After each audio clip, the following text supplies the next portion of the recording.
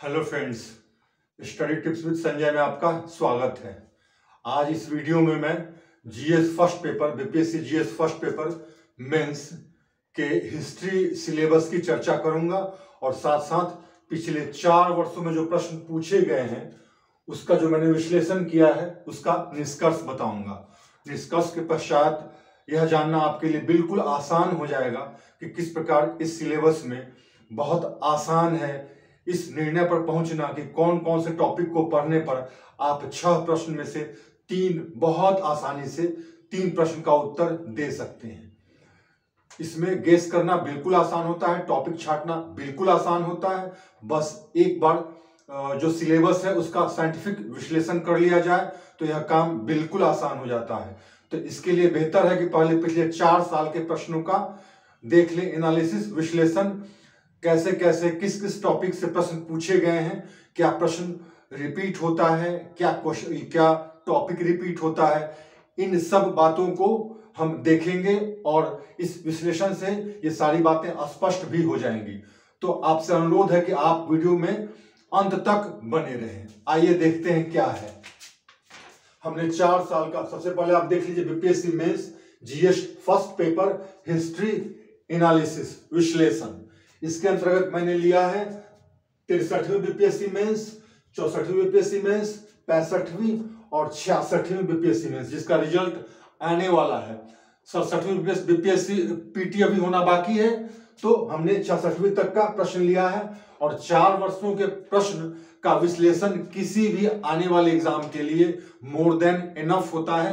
अर्थात इसके आधार पर आप बहुत आसानी से टॉपिक को सिलेक्ट कर सकते हैं, इवन प्रश्न को भी सिलेक्ट कर सकते हैं और तब उसके बाद आप बहुत ही पुख्ता तैयारी कर सकते हैं। तो आइए देखते हैं क्या है।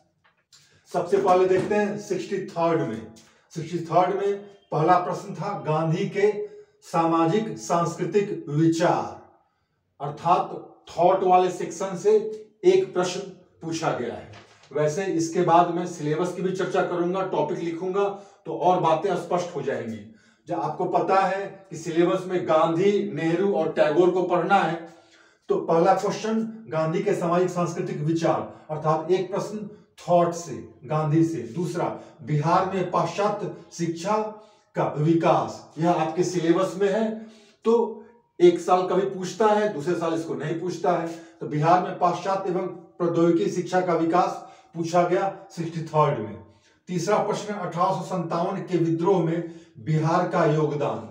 आपके सिलेबस में 3 विद्रोह को पढ़ना है, मुंडा विद्रोह, संथाल विद्रोह और 1857 का विद्रोह। तो 63rd में 1857 के विद्रोह को पूछा गया है। चौथा प्रश्न है संथाल विद्रोह कारण एवं परिणाम। इसका मतलब है 63rd में विद्रोह से 2 प्रश्न आए, 1857 भी आया और संथाल विद्रोह भी आया। उसके बाद देखिए अगला प्रश्न पूछा गया चंपारण सत्याग्रह। तो मित्रों, आपके बीपीएससी सिलेबस में किसान मूवमेंट, बिहार में किसान आंदोलन भी सिलेबस में है और उसके अंतर्गत बिहार में किसान आंदोलन की गतिविधियां, जिसमें आमतौर पे सहजानंद की भूमिका को पूछा जाता है, या फिर चंपारण सत्याग्रह जो कहीं ना कहीं गांधी जी से भी जुड़ा हुआ है और किसान आंदोलन तो ये है ही। तो किसान आंदोलन से संबंधित प्रश्न किया गया। और छठा प्रश्न था पटना कलम, अर्थात आर्ट वाले सेक्शन से, आर्ट वाले सेक्शन में अर्थात कला वाले सेक्शन में आपके बिहार के हिस्ट्री सिलेबस में, जीएस फर्स्ट पेपर के हिस्ट्री सिलेबस में 3 कला पढ़ना है, मौर्य कला, पाल कला और पटना कला। तो आपने देखा कि एक थॉट वाले सेक्शन से, एक पाश्चात्य एवं प्रौद्योगिकी शिक्षा का विकास, 2 प्रश्न विद्रोह से पूछे गए, संथाल और 1857 का विद्रोह, एक किसान आंदोलन से पूछा गया, चंपारण सत्याग्रह, और एक कला सेक्शन से पूछा गया। अब हम आते हैं 64th बीपीएससी मेंस। अब इसमें देखते हैं, तो आप सबसे पहले प्रश्न को देखिए, भारत में 19वीं सदी में राष्ट्रवाद का विकास।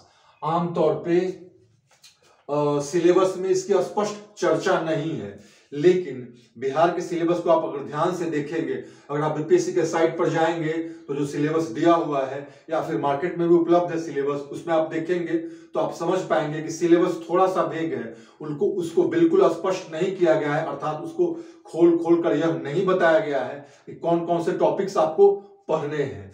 यह खुद समझना पड़ता है। यह आप कैसे समझते हैं, यह आप प्रश्न के विश्लेषण के आधार पर ही समझते हैं। तो इसलिए यह जानना भी बड़ा जरूरी है कि कई बार जिसके बारे में कहा जाता है कि यह प्रश्न तो सिलेबस में नहीं है, यह तो अनप्रेडिक्टेबल प्रश्न पूछ दिया, सिलेबस के बाहर पूछ दिया और काफी हल्ला मचता है, लेकिन वास्तव में ऐसा नहीं है।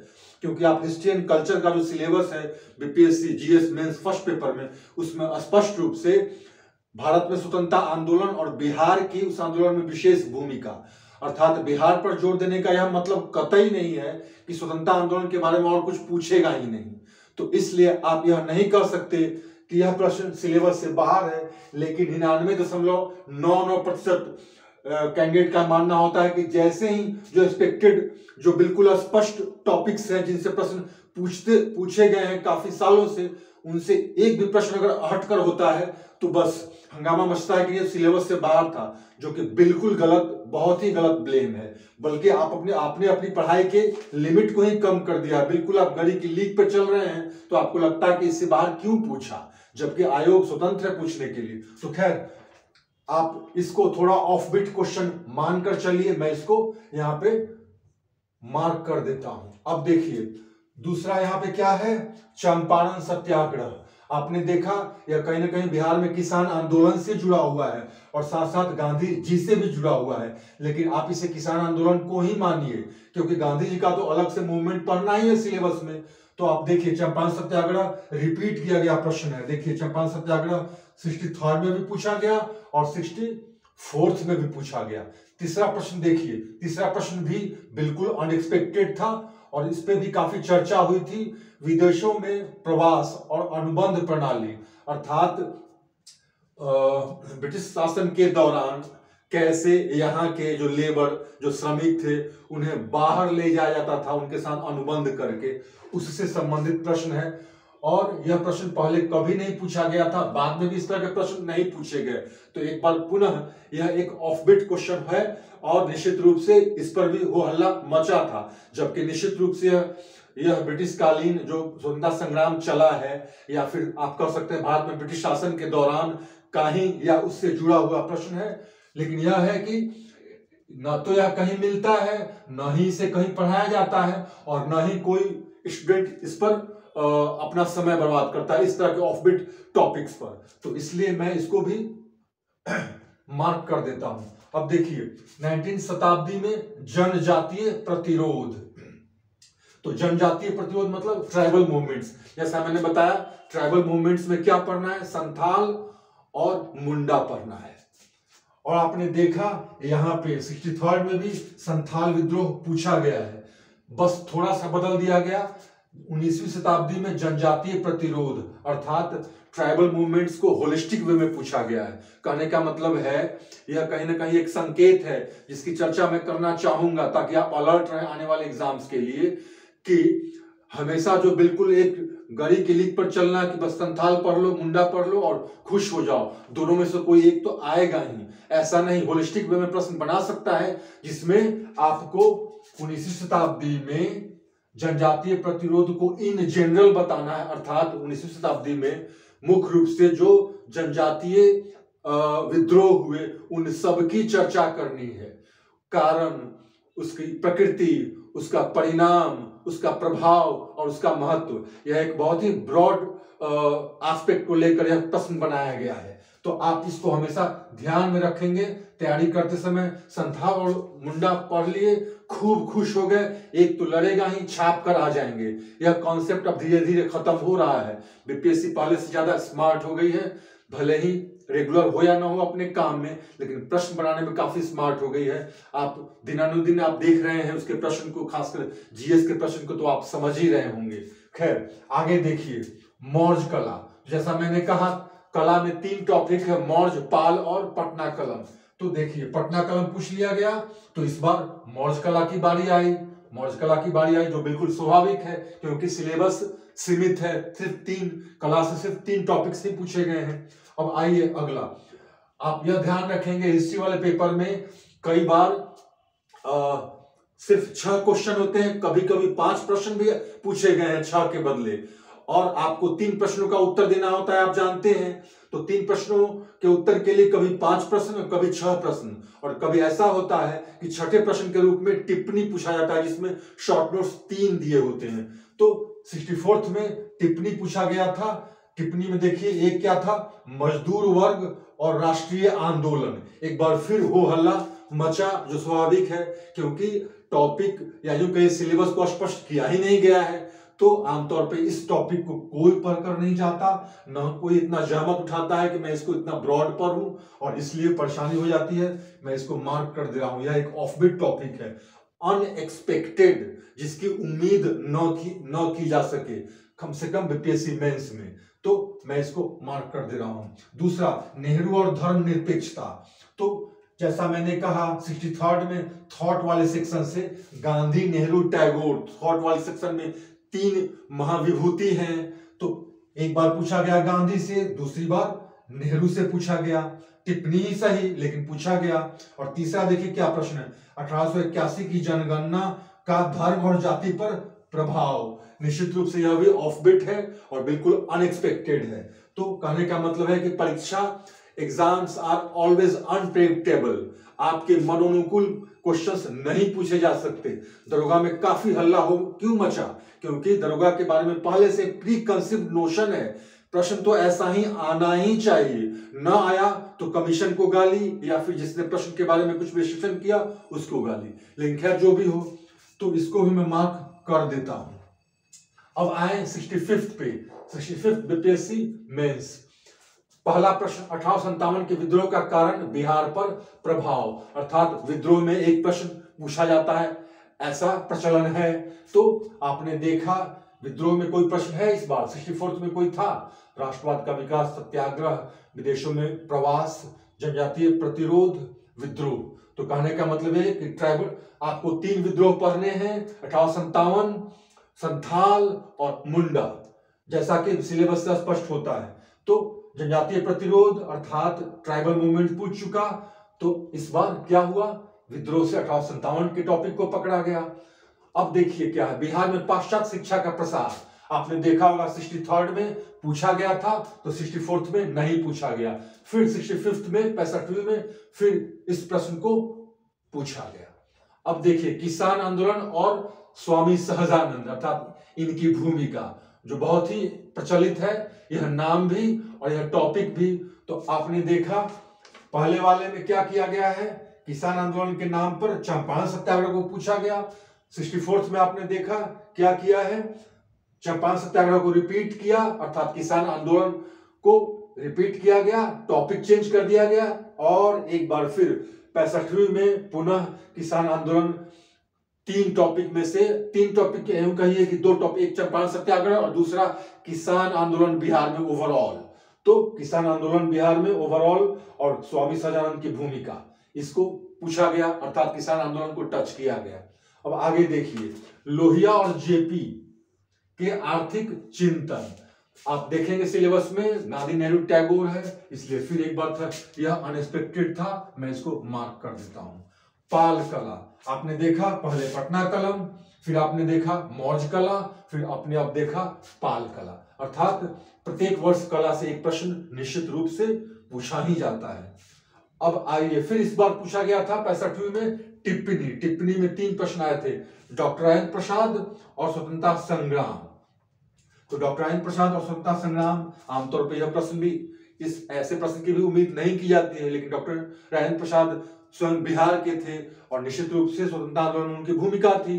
तो इस प्रश्न को, टिप्पणी को इस पर बनाया गया, जो निश्चित रूप से अनएक्सपेक्टेड तो था लेकिन टफ नहीं। दूसरा क्या, जाति और धर्म पर गांधी, अर्थात थॉट वाले सेक्शन से एक प्रश्न पूछा गया। आपने देखा थॉट से एक प्रश्न 63वीं में, थॉट से एक प्रश्न 64वीं में नेहरू से, और पुनः 65वीं में थॉट से एक प्रश्न किस पर, गांधी का जाति और धर्म पर विचार, अर्थात थॉट से एक प्रश्न किसका सिलसिला बिल्कुल जारी है और पूछा जाएगा ही, ऐसा प्रचलन है, आप इसको ध्यान में रखेंगे। तीसरा, बिहार में दलित आंदोलन। बिहार में दलित आंदोलन एक बार पुनः अनएक्सपेक्टेड, लेकिन फिर भी बहुत विजार क्वेश्चन नहीं है, अर्थात इस बात की उम्मीद आप कर सकते हैं कि बिहार में दलित आंदोलन से संबंधित प्रश्न पूछे जा सकते हैं, जो माहौल है यहाँ का। अब आइए 65वीं के बाद आते हैं 66वीं। अब इसमें क्या किया गया, विद्रोह वाले सेक्शन से पुनः एक प्रश्न रिपीट किया गया। यहाँ पे किसान आंदोलन, यहाँ पे विद्रोह में 1857 को पूछा गया था, तो इस बार विद्रोह वाले सेक्शन से प्रश्न तो पूछे गए, लेकिन टॉपिक बदला गया, अर्थात टॉपिक रिपीट नहीं हुआ। तो क्या पूछा गया, संथाल पूछा गया। लेकिन खास बात यह रही कि इस साल विद्रोह से 2 प्रश्न पूछे गए, संथाल और मुंडा दोनों पूछा गया। कहने का मतलब विद्रोह वाले सेक्शन में अगर आप 1857 को छोड़कर बाकी दोनों पढ़े होंगे तो दोनों प्रश्न आ गए। बहुत ही खुश हुए होंगे कैंडिडेट्स, क्योंकि विद्रोह में अगर 3 टॉपिक है, एक टॉपिक आमतौर पर आया रहता है, तो बाकी 2 टॉपिक को पढ़ना लाजमी है। और अगर दोनों टॉपिक आ गया तो फिर जाहिर सी बात है, इससे अच्छी बात और क्या होगी। तो 2 टॉपिक विद्रोह से ही पूछा गया, संथाल और बिरसा मुंडा।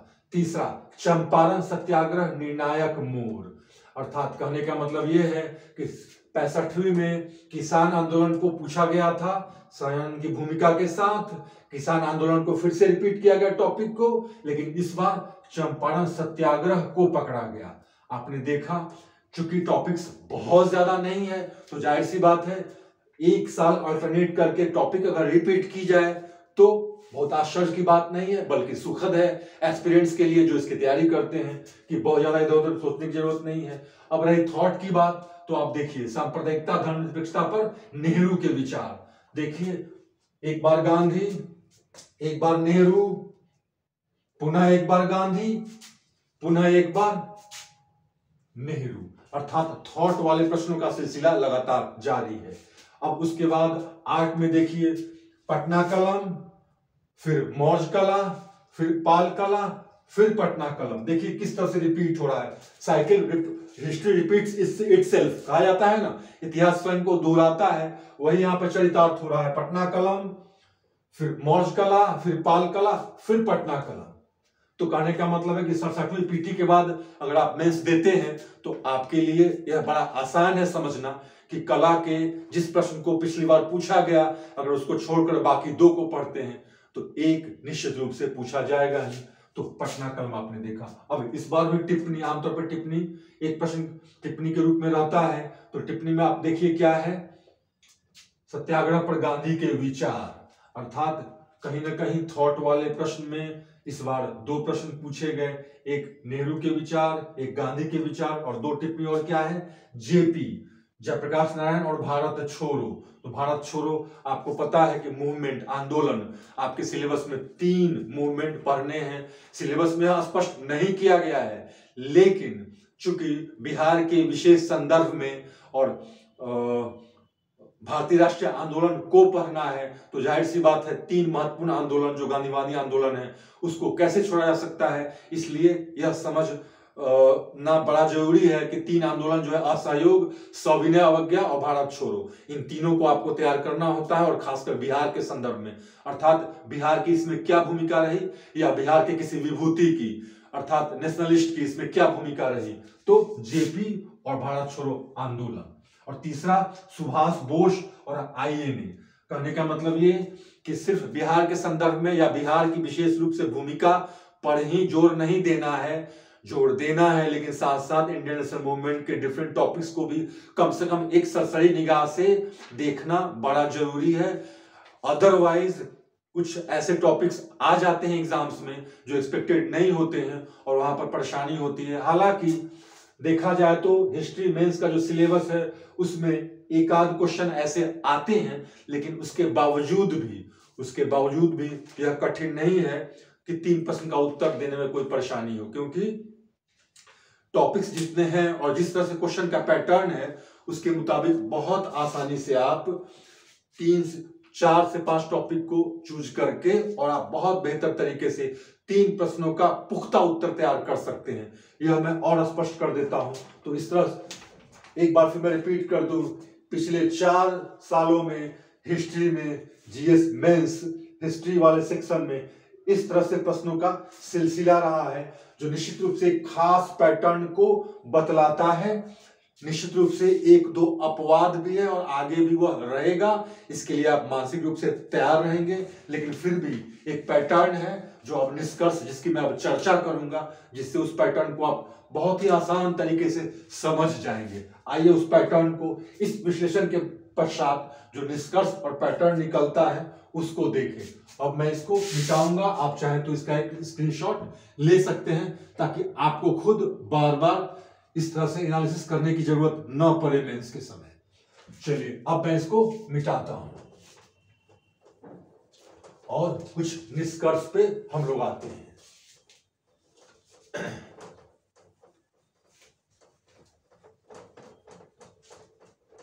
यह निष्कर्ष बहुत कठिन नहीं है बल्कि बहुत आसान है इस बात को समझना कि कैसे और किस प्रकार से टॉपिक को साइंटिफिकली देखकर और अगर छांटा जाए, सिलेक्ट किया जाए कि क्या पढ़ना है और क्या नहीं पढ़ना है, तो आपका काम मेंस के लिए बेहद आसान हो जाता है।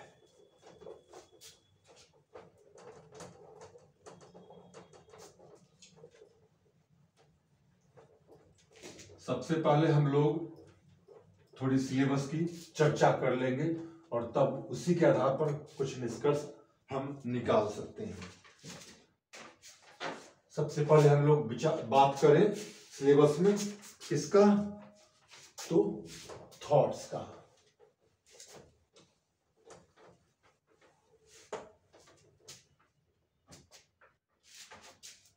थॉट्स में क्या पढ़ना है, 3 थॉट्स में क्या पढ़ना है। अभी जैसा मैंने बताया था,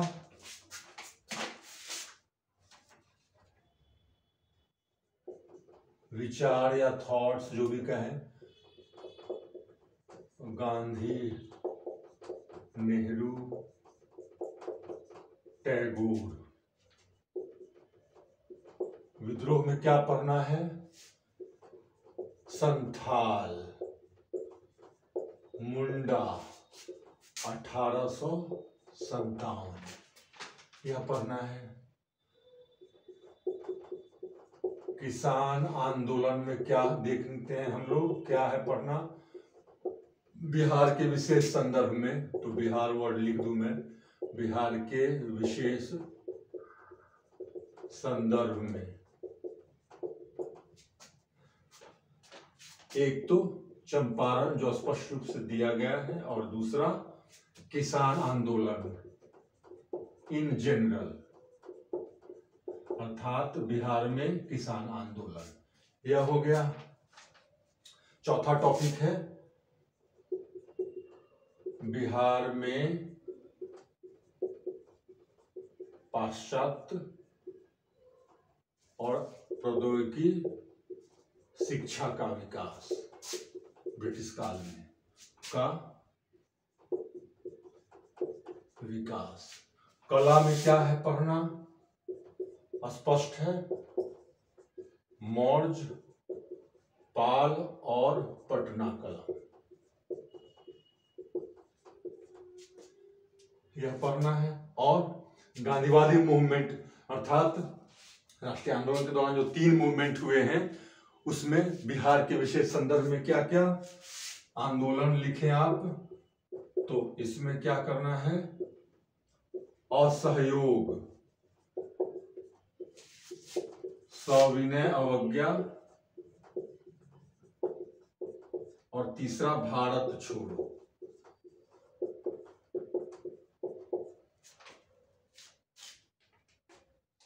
मोटे तौर पे यही आपका सिलेबस है जो बिल्कुल अस्पष्ट है। कैसे स्पष्ट है, प्रश्नों के विश्लेषण से, क्योंकि सिलेबस जब स्पष्ट न हो, इवन गवर्नमेंट वेबसाइट पे या किताबों में जो छपता है, छप कर ना है, तो निश्चित रूप से सिलेबस कहां तक जाएगा, प्रश्न कहां तक पूछा जा सकता है, क्या डायमेंशन रहेगा, उसके लिए पिछले साल के कुछ सालों के प्रश्न को देखना जरूरी हो जाता है। और उससे यह बात स्पष्ट हो जाता है कि आमतौर पे अपवाद को छोड़कर, जैसा 2-3 अपवाद मैंने बताया, उसको छोड़कर इन टॉपिक से प्रश्न आते हैं। अब जब विश्लेषण की बात मैंने की थी, एनालिसिस मैंने किया था, तो उससे स्पष्ट है, चूंकि आपके पास 6 प्रश्न आते हैं, कभी कभी 5, आमतौर पे 6 प्रश्न, आपको 3 प्रश्न का उत्तर देना होता है। तो देखिए साइंटिफिकली अर्थात वैज्ञानिक दृष्टिकोण का परिचय देते हुए यह समझना है कि थॉट वाले सेक्शन में अगर गांधी, नेहरू, टैगोर इन तीन में से किसी एक प्रश्न को पूछा गया है तो बाकी दो टॉपिक को, मान लीजिए गांधी को पूछ दिया गया तो नेहरू और टैगोर को, टैगोर पूछ दिया गया तो गांधी और नेहरू को। कहने का मतलब तीन में से दो को पढ़ने पर एक प्रश्न आपका तय है निश्चित रूप से, और आपको उत्तर देने हैं तीन प्रश्नों का। विद्रोह वाले सेक्शन से देखिए संथाल, मुंडा और 1857 का विद्रोह, जिसमें बिहार की भूमिका या कुंवर सिंह की भूमिका जो भी रहे, जो भी एस्पेक्ट हो, या फिर 1857 के विद्रोह का कारण, परिणाम, प्रकृति जो भी हो, तो विद्रोह वाले सेक्शन से अपवाद, मैंने कहा अपवाद, एक्सेप्शन इज ऑलवेज एक्सेप्शन, अपवाद सामान्य नियम बन नहीं सकता। तो आमतौर पे एक प्रश्न की उम्मीद की जाती है हर साल, तो तीन में से अगर कोई एक, मान लीजिए संथाल पूछा तो मुंडा और 1857 अगर आप पढ़ लेते हैं तो आपका एक प्रश्न निश्चित। अगर 1857 पूछा जा चुका है तो संथाल और मुंडा पढ़ लेते हैं, मुंडा पूछा जा चुका है तो संथाल और 1857 पढ़ लेते हैं। कहने का मतलब एक को छोड़कर जो पिछले वर्ष पूछा गया हो, दो को पढ़ने से आपका एक प्रश्न कन्फर्म, आपकी तैयारी पूरी हो गई। किसान आंदोलन बिहार के विशेष संदर्भ में तो चंपारण सत्याग्रह पूछा जाता है, या बिहार में किसान आंदोलन के कारण स्वामी शाहजहां की भूमिका, या बिहार में किसान आंदोलन इन जनरल क्या कारण था, कैसे इसका डेवलपमेंट हुआ, क्या इश्यूज था, जो भी हो, जैसे भी क्वेश्चन बनाए।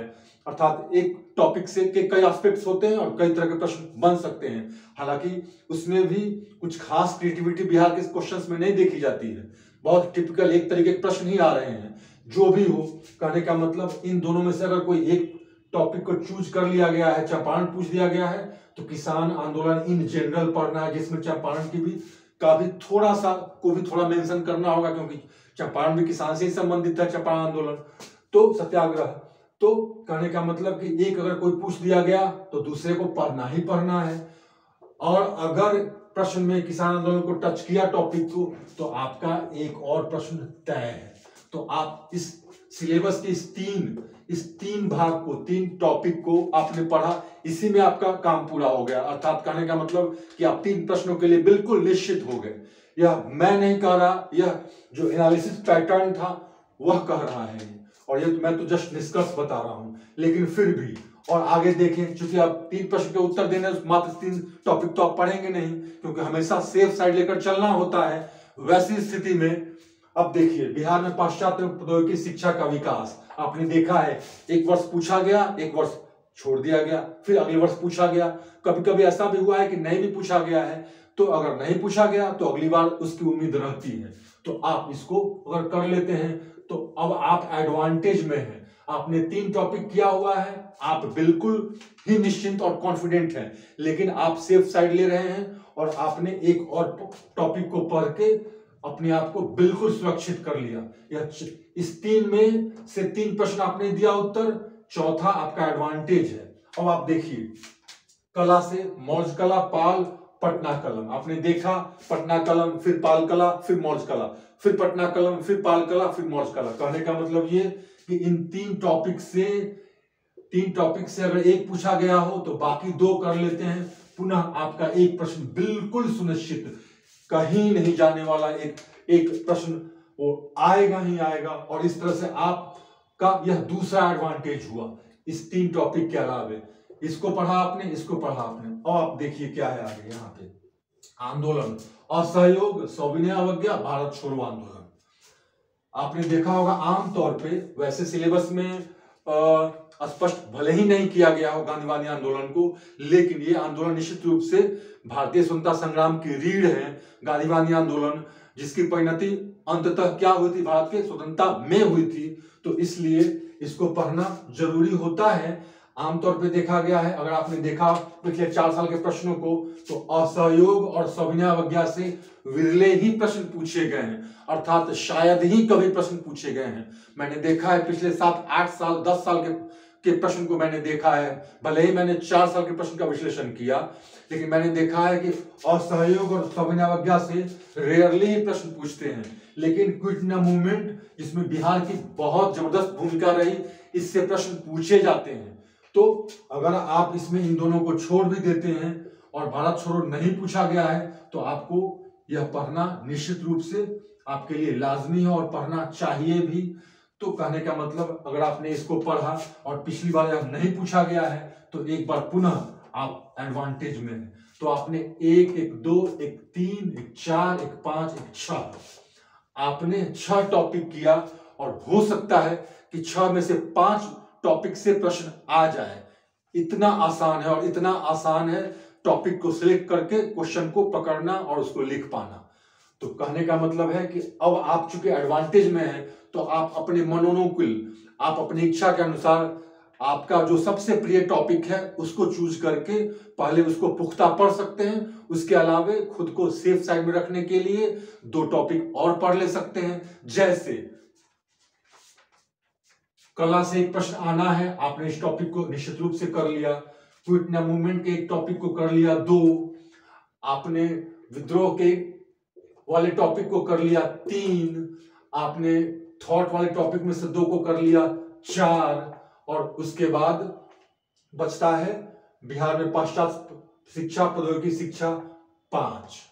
अगर आप यह 5 कर लेते हैं, अगर आप इसको छोड़ भी देते हैं, अगर आप किसान आंदोलन में से चंपारण या फिर कि बिहार में किसान आंदोलन कर लेते हैं तो भी 5, अगर सिर्फ 5 कर लेते हैं तो भी आपके 5 प्रश्न कहीं नहीं जाने हैं, जबकि आपको उत्तर देना है सिर्फ 3 प्रश्नों का।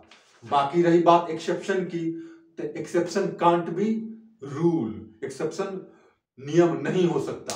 आपको एक्सेप्शन के लिए हमेशा तैयार रहना है। हाँ, मैं यह जरूर कहूंगा कि थोड़ा सा और ब्रॉड एक बार पढ़ लेना चाहिए इंडियन नेशनल मूवमेंट की किसी किताब को, ताकि आप और सेफ रहें। लेकिन अगर आप उतनी जहमत नहीं भी उठाना चाह रहे हैं तो भी इनमें से अगर 4 टॉपिक को, 4 से 5 टॉपिक को अगर आप लेते हैं तो आपके 3 प्रश्न कहीं नहीं जाने हैं।